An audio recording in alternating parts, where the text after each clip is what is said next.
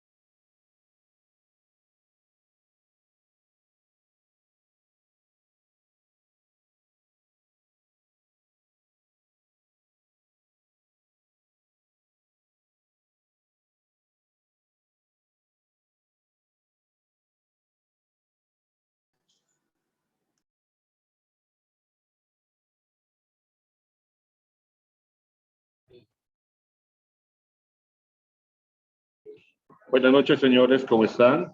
Un gusto trabajar nuevamente en este examen de grado. Permítanme, voy a compartir el archivo de didáctico a ser trabajado.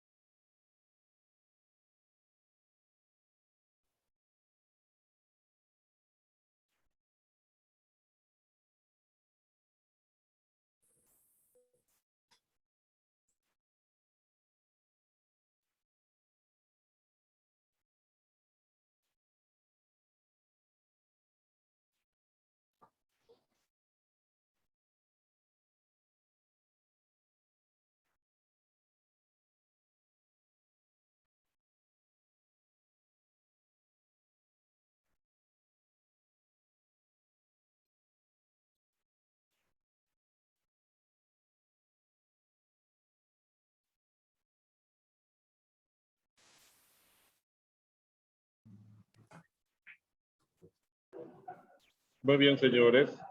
Básicamente aquí tendríamos lo que vendría a ser un contexto del marco teórico que forma parte de las preguntas. Por obvias razones, tengo que darle un banco de preguntas, si quieren, en un sentido lógico y estructurado para siempre afianzar el conocimiento, profundizar los conceptos, los cuales en su momento dado voy a vertir cuáles tienen una relevancia como una probable pregunta también, o que forma parte, porque básicamente son 3 modelos de exámenes, hay preguntas del examen de grado que los han hecho otros docentes de turno de la materia tributaria, así que tampoco lo den por absoluto que ya lo ha dicho todo y tenemos en salvaguarda nuestras preguntas, por así decir. Obviamente mi fin es colaborar y de dar un cierto énfasis a algunas de las posibles preguntas que se puedan suscitar. ¿Tengo buen retorno? ¿Me pueden confirmar? Sí, licen, se escucha. Muchas gracias. Es muy gentil su persona. Básicamente, por ejemplo, podría ser una pregunta del Estado, del Estado de grado, ¿cuáles son las fuentes de financiamiento del Estado? O sea, el Estado se financia, la respuesta no la va a dar directo, el Estado se financia para cumplir sus fines, o sea, salud, educación, seguridad, infraestructura, gastos operativos, todo lo que es la gestión del Estado. Entonces, la pregunta es, ¿de dónde saca los recursos? Entonces, la respuesta es fuentes de financiamiento, un crédito externo, tasa de interés alta, un crédito interno mucho más alto, porque los bonos del Estado tienen que dar un mejor rendimiento que la banca y que otro para ser competitivo. Emisión monetaria, ya sabemos cuál es su problema. Los dos créditos, consecuentemente, representan una tasa de interés que el capital se tiene que devolver en el devenir del tiempo, y eso lo va a pagar la sociedad. La emisión monetaria vendría a ser la inflación la consecuencia. Es fácil imprimir dinero, pero la inflación viene como consecuencia. Las empresas públicas son instituciones, son empresas o entes públicas, el cual financian un recurso monetario, ¿sí?, vía utilidades. Pero aquí también hay un pequeño problema. ¿Qué tal si hay pérdida? Lo asume la sociedad. No deja de ser interesante las utilidades que otorga YPFB, que otorga Intel, que otorga las BOA, probablemente yo, porque también, como se está viendo en BOA, es una situación crítica. Y ahí lo pagan los platos rotos la sociedad. Sin embargo, la quinta fuente de financiamiento son los tributos. No aplica un costo bien alto, ya que se verifica y tributa en quien se ha suscitado el hecho generador. Es un beneficio limpio y contribuye a esta fuente de financiamiento. Bueno, la política fiscal establece cuál es la presión tributaria necesaria para cumplir los ingresos, porque también seamos sensatos, y cualquier usted en la posición de los administradores del Estado, si tú vas a gastar, por decir, 180 millones, no vas a recaudar 200, ¿no? Entonces, de poder lo puedes hacer y colocas una presión fiscal única. Pero ¿qué vas a ganar generando una presión fiscal? Vas a crear una adversión. Entonces, el cambio de política fiscal en cuanto a la presión tributaria ha sido paulatina y cada vez está más fuerte. Ha habido circunstancias como la pandemia que ha hecho que muchas empresas den paso al costado de la formalidad, pero no por el tema tributario, es por el tema pandemia, eso no se va a negar. Pero la política fiscal ve cuánto es lo necesario para recaudar, o sea, para generarse ingresos dentro de estas fuentes para cumplir sus fines, en una ley financiera o presupuesto general del Estado, el cual promulgado, ¿sí?, no, debe ser aprobado 90 días, sí o sí, aun cuando la oposición llore, chille, patalea, es aprobado de esta forma. Entonces, otra pregunta podría ser, ¿cuál es el instrumento para aprobar la política fiscal? La ley financiera o el presupuesto general del Estado. Ahora, dentro de este presupuesto, obviamente, el Ministerio de Economía juega un rol fundamental. Y política, el viceministerio de Política Tributaria forma un rol también fundamental, ya que ella determina en esta área cuál es la presión tributaria necesaria para recaudar recursos monetarios, para cumplimiento de la política fiscal. Obviamente, toda esta política fiscal del Ministerio de Economía y Finanzas Públicas y el Viceministerio de Política Tributaria dependen del Poder Ejecutivo. El Poder Ejecutivo propone y el Poder Legislativo las instrumentaliza mediante ley. Entonces, una vez instrumentalizada mediante ley, se suscita y se perfecciona la normativa para el cumplimiento por todos los contribuyentes que están en territorio nacional, ya que nosotros nos regimos bajo el principio de territorialidad, temporalmente hablando.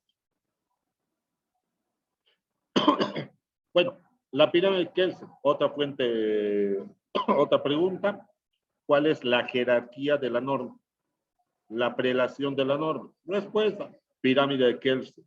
Primero está la Constitución Política del Estado. En su artículo 323 estipula cuáles son los principios tributarios a ser adoptados en Bolivia, ¿verdad?, en territorio nacional, quiero.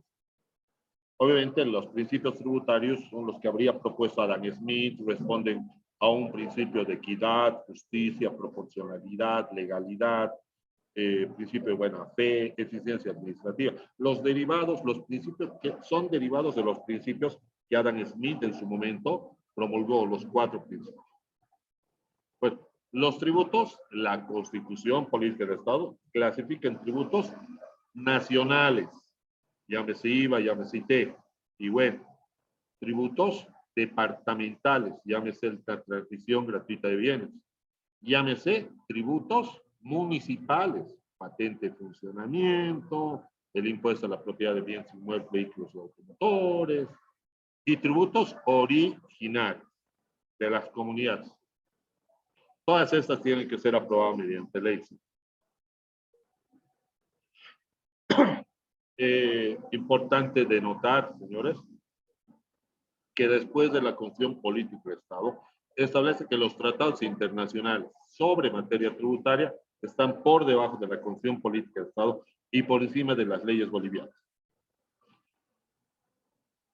Vale decir que el Tratado de Argentina, Perú, Decisión 571, Alemania, Francia y España, los 5 tratados que están vigentes, están por encima de la ley 843 y del propio Código Tributario.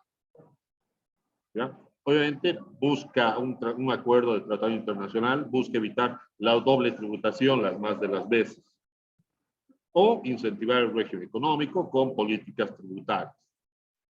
Bueno, debajo de las políticas tributarias tenemos las leyes, en este caso leyes orientadas a materia tributaria.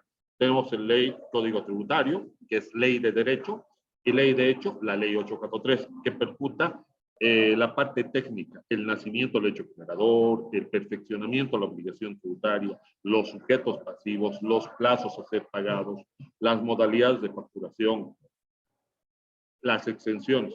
Derecho establece reglas de juego. ¿Cómo te deben notificar? ¿A quién deben notificar? ¿Qué plazo tienes para notificar? ¿Qué documento viene después de la notificación? Ah, la vista de cargo. ¿Qué plazo tengo para presentar descargos? ¿Sí? ¿Qué plazo tienen pues para emitir la RD?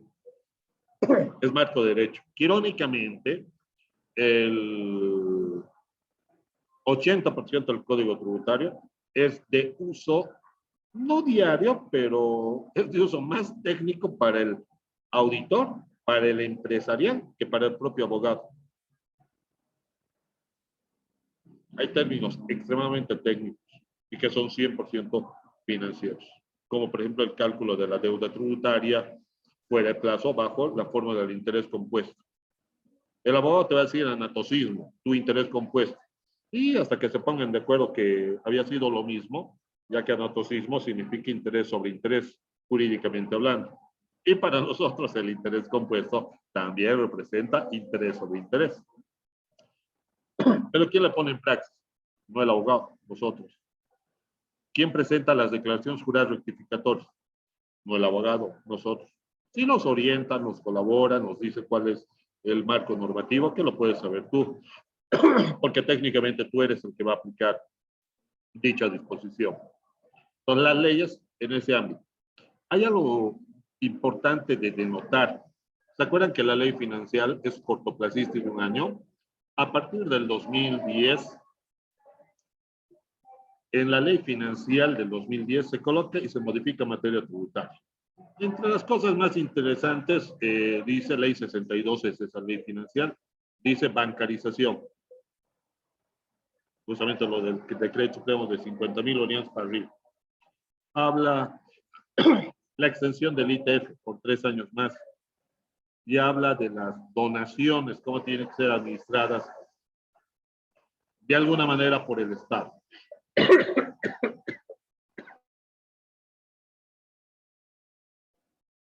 Que deben ser administradas de alguna manera por el Estado. Entonces, en una ley cortoplacista, ¿se coloca materia tributaria? Sí, se coloca materia tributaria. La pena radica en que al colocar materia tributaria en una disposición cortoplacista, debería declararse inconstitucional, y fue declarado inconstitucional el gobierno de Banzer. ¿Por qué siguen colocando y por qué colocan? Porque los señores dijeron de turno, ¿sabes qué? Esta es una nueva constitución política del Estado. Esta ley del 2010 rige en una constitución del 2009. No es inconstitucional, la anterior era inconstitucional. Entonces trataron de buscar la inconstitucionalidad y lamentablemente no se logró, porque los administradores de turno, ese tribunal, dentro del Tribunal Constitucional había un sujeto que dirimía si era constitucional o no constitucional en hoja de coca. Y al final dijo, es constitucional que en una ley financiera puedas modificar materia tributaria.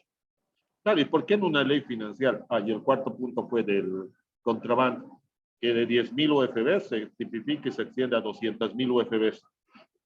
O sea, hasta 10.000 antes era delito. Luego dijeron, no, 200.000 para arriba. Al ser retroactivo en el tiempo, beneficia a muchos contrabandistas. A muchos. Son 4 cosas. ¿Y por qué lo he hecho en una ley financiera y no en una ley normal? Porque la ley financiera, les dije, una vez promulgado, a los 90 días se aprueba o se aprueba. Porque el Estado no puede vivir sin ley financiera, sin presupuesto. Guste o no guste. Bueno, ahí está la pregunta. Otra pregunta de jerarquía, que muy probablemente les podría tocar y tienen que tenerla clara. ¿Cuál es la relación del sujeto activo, vale decir, quien tiene la obligación de pagar, y el sujeto pasivo? No, al revés. El sujeto activo, quien tiene el derecho a cobrar, representa al Estado. Y el sujeto pasivo es en quien se verifica el hecho generador y tiene la obligación de pagar.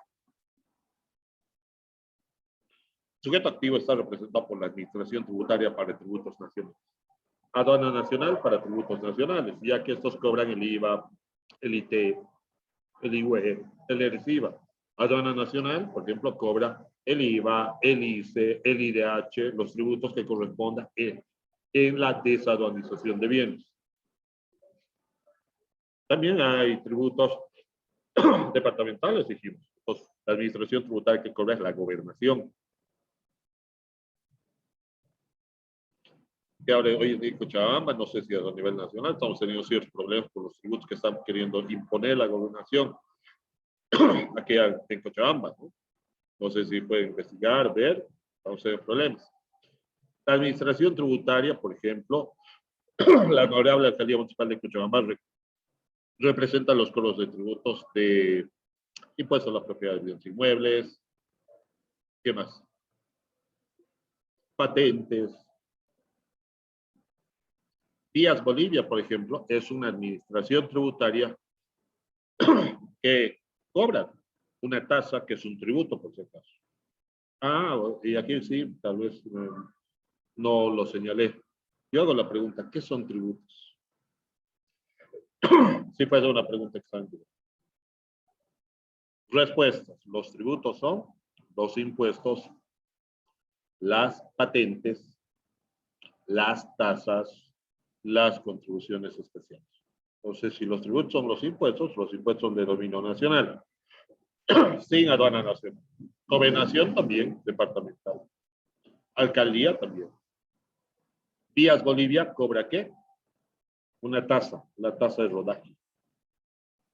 La tasa de aseo público y alumbrado, ¿quién cobra? La alcaldía. Lo hará mediante un agente de percepción, porque el FEC solo viene a ser un agente de percepción. Tiene la capacidad, tiene la logística para poder cobrar dentro de las facturas esta tasa de aseo y de alumbrado público. Vías Bolivia. Luego tenemos las de comunidades. Obviamente, si bien la Constitución Política de Estado señala que una comunidad pueda crear un impuesto, no tiene que ser análogo, similar o igual que los tributos nacionales, departamentales o municipales. O sea, no puede crear toro, el impuesto al valor agregado torotoreño, algo así. 17%, 5%, no puede. Podrá colocar un impuesto al turismo especial para conservación del patrimonio cultural, histórico. Podría, eso ya sí lo puede hacer. Pero tiene que hacerlo mediante ley. El sujeto pasivo en que se verifique el hecho generador, que tiene que determinar. Pregunta de examen, por decir. Yo les hago la pregunta. ¿Cuáles son la clase de sujetos pasivos que hay?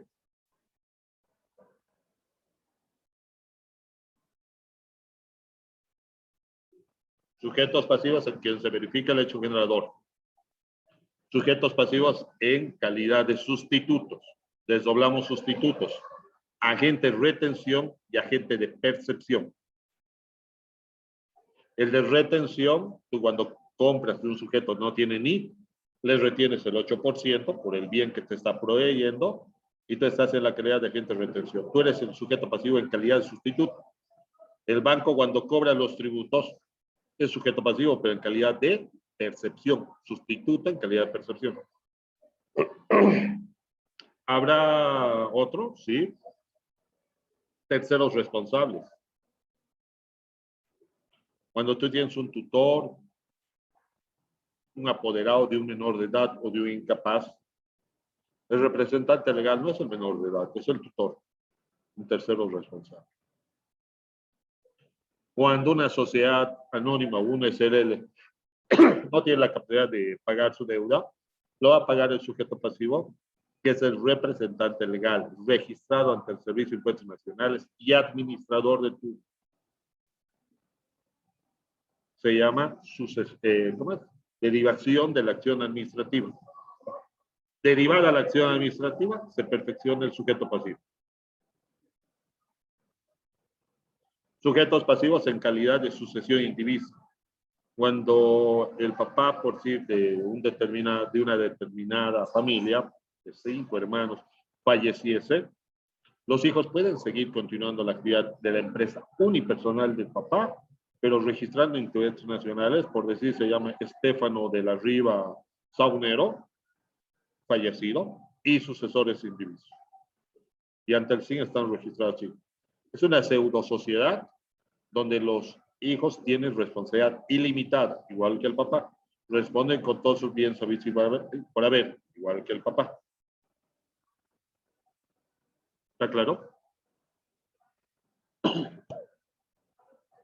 ¿Ya? Ahí vemos tipos de sujetos pasivos. El sujeto activo está representado por la administración tributaria que busca el cumplimiento de las leyes para recaudar los tributos y simplemente el sujeto pasivo tiene la obligación de cumplir dichas obligaciones. Básicamente, los tributos que cobra la administración tributaria, ahí está, sí, pensé que no lo tenía. Están los impuestos, las contribuciones especiales, las tasas y las patentes. Veamos como tasas, que sería como patentes, yendo de abajo para arriba. La patente de publicidad, la patente de licencia de funcionamiento de la alcaldía. Tasas, la tasa de rodaje, Vías Bolivia, la tasa de aseo público, la alcaldía mediante su agente de percepción, ¿sí? De percepción, la tasa de alumbrado público y la tasa de aseo lo hace mediante su agente de percepción.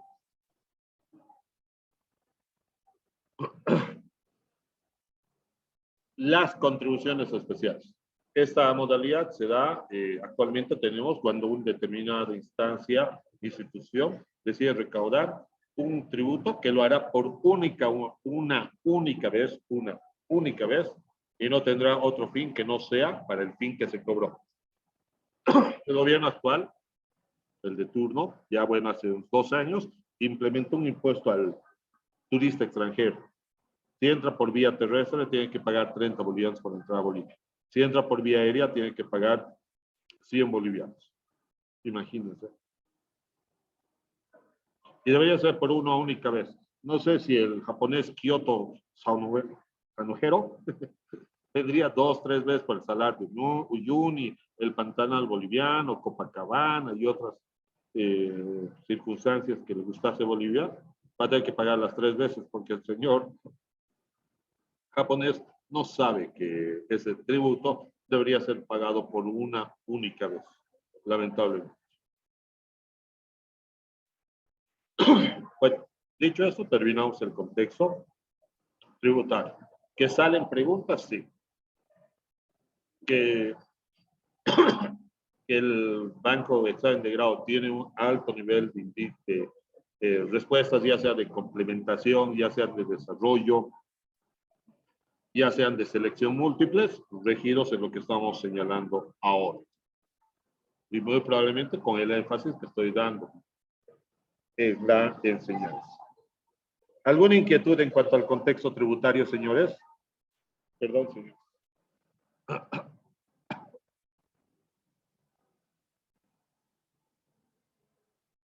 Lo siento.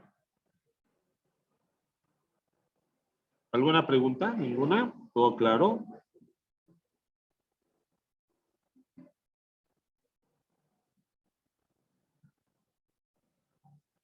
Bueno, ya está todo claro. Podemos pasar a las.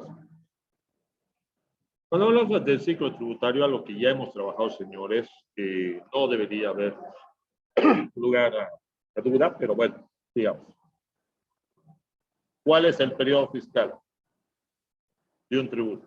Pregunta examen, se me puede decir. Señale o seleccione los periodos fiscales vigentes en Bolivia de tributos nacionales.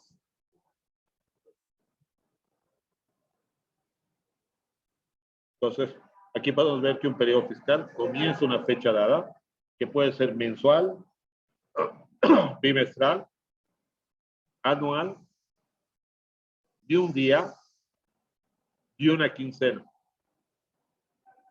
Durante todo ese periodo plazo, todos los actos económicos que tienen incidencia tributaria perfeccionan el hecho generador, vale decir, el nacimiento de la obligación tributaria. Como nace la obligación tributaria, ya su nombre ha dicho, obligación tributaria, no es opción, no es si quieres, tienes.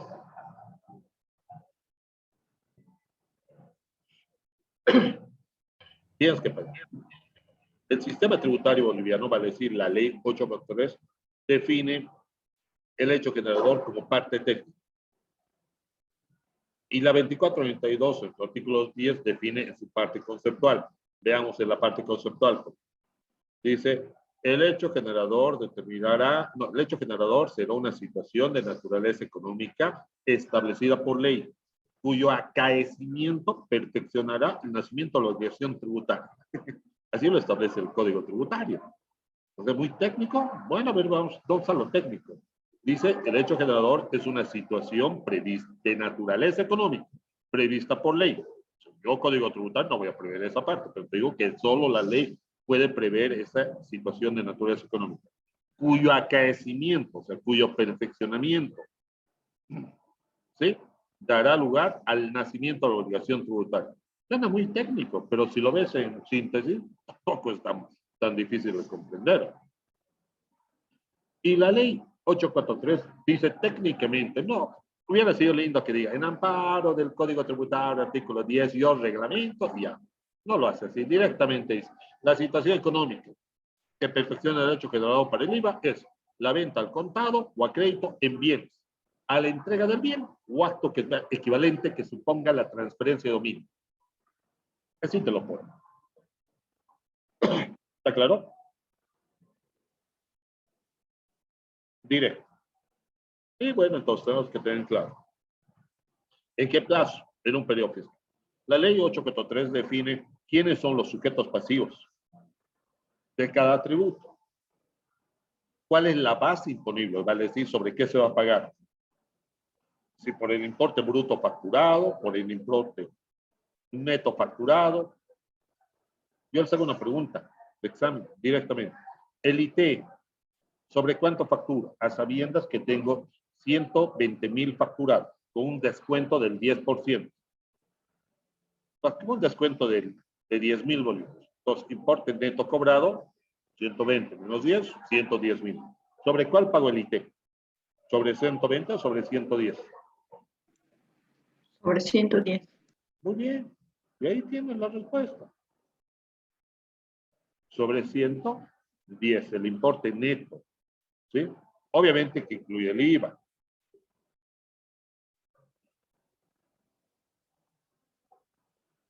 Entonces, la ley 843 define cuál es la base imponible, ¿sí? En algunos casos, las más de es el IVA, por ejemplo, para el IVA y para el IT, el importe bruto facturado, el IT, neto del descuento.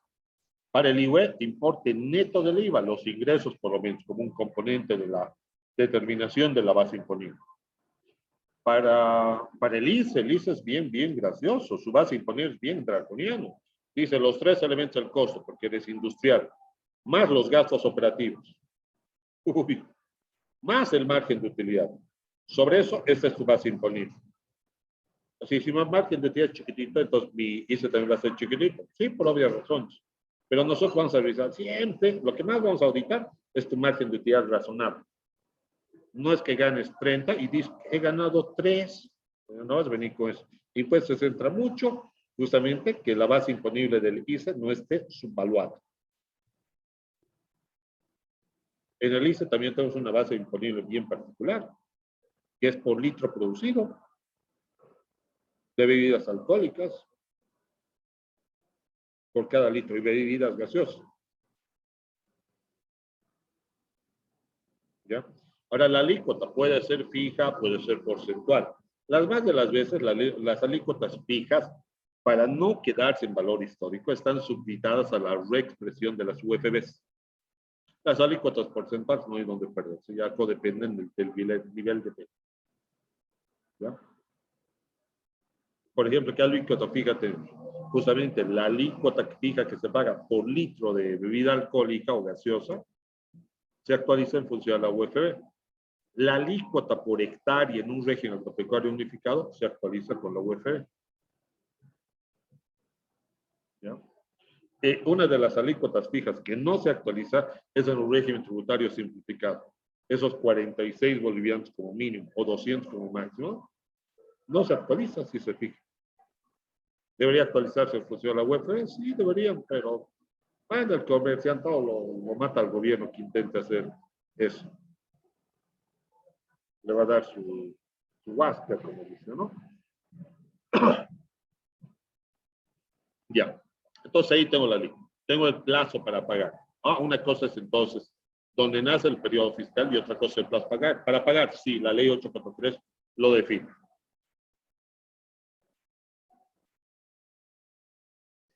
Los impuestos pueden ser con un periodo de un día. Por ejemplo, el ISAE es de un día.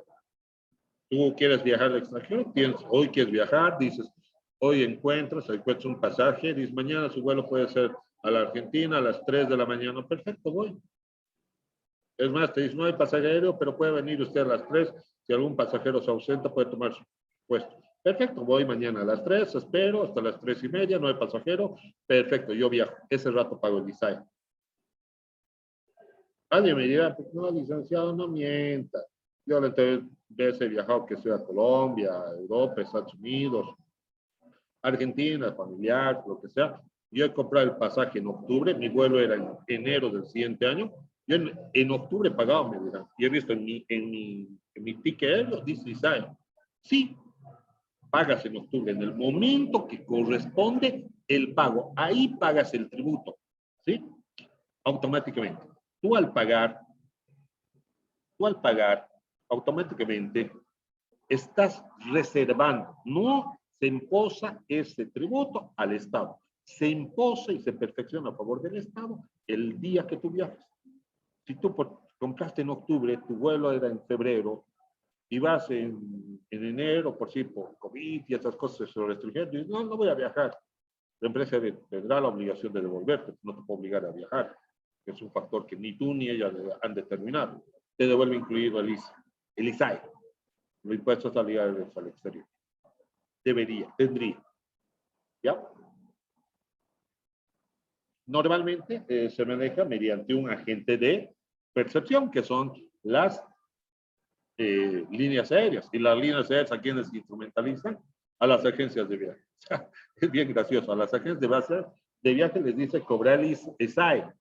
Luego ellos recaudan y el Estado les dice, oye, línea aérea BOA, ha recaudado ISAE, si estos vuelos has tenido y estos pasajeros han viajado, me imposas a mi favor. Porque tú has hecho el rol de agente de percepción, sujeto pasivo, en calidad de sustituto. ¿Y por qué razón lo hicieron eso? ¿Por qué? Porque antes, bueno, no estamos hablando de más de 8 años, era bien irónico. Había un funcionario en el aeropuerto de Impuestos Nacionales que vendía esos stickers. Y claro, pero decía el funcionario, se dormía, olvidar. Era locura y media. ¿Qué tenían que hacer las líneas aéreas para que viajen? Les pedían la plata, viajaban, colocaban como si hubiera un pseudo ticket, iban, contaban los tickets y los botaban. Y claro, tuvieron que dar una buena eficiencia, reemplazando, si quieren, al sujeto pasivo en calidad de agente de percepción.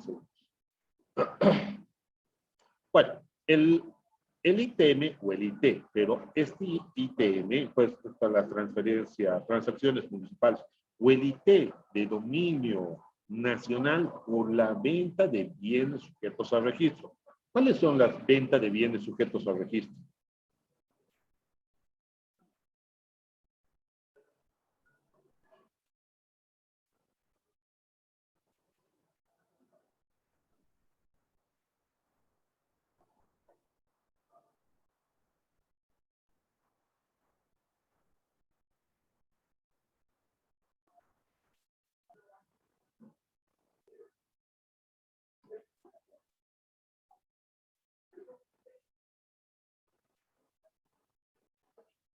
¿Tuvimos algún problema o estamos reiniciando el conteo? Porque estamos con descuento, ¿no?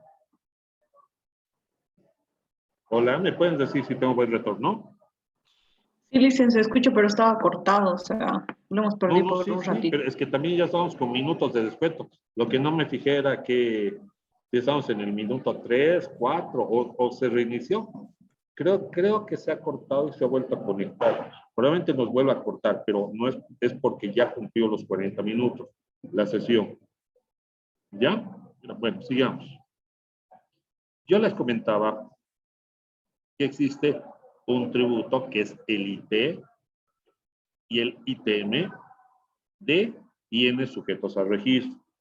Perfeccionada la minuta, tienes 10 días para pagar el tributo. Ojo que el hecho generador, la minuta, un día. Está. Plazo para pagar, 10 días. ¿Y cuál es la diferencia entre IT nacional y municipal? Si tu bien es sujeto al registro y está registrado en tu balance general o es de una empresa que tiene NIT de personal jurídica, la obligación que tienes es pagar el IT nacional, el 430. Ah, pero Ana Siles no tiene NIT, que está vendiendo un terreno. Entonces, si la venta de un bien sujeto al registro, un vehículo, un inmueble, un terreno, un certificado de cuota de capital, como las acciones de Conteco, ¿sí? Las mismas, al ser natural, paga el IT, 10 días, dominio municipal. Bueno, excelente. El hecho generado es un día.